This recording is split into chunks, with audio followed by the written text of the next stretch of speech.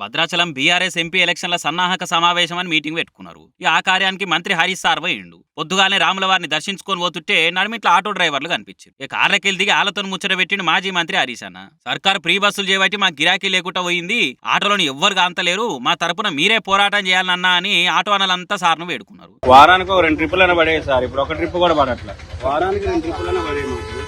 అది శని ఆదివారాలు మనకు సర్వీస్ ఉంటుంది. అలాంటిది కూడా ఒక ట్రిప్ కూడా పడట్లేదు. ఫ్రీ బస్సు ప్రతి ఒక్కరు వస్తున్నారు, బస్సు ఫ్రీ అంటున్నారు, వెళ్ళిపోతుంది. మా ఆటోకి వచ్చి కూడా ఫ్రీ బస్సే ఫ్రీగా ఉంటుంది కదా, ఆటోకి 10 రూపాయలు ఇస్తాం.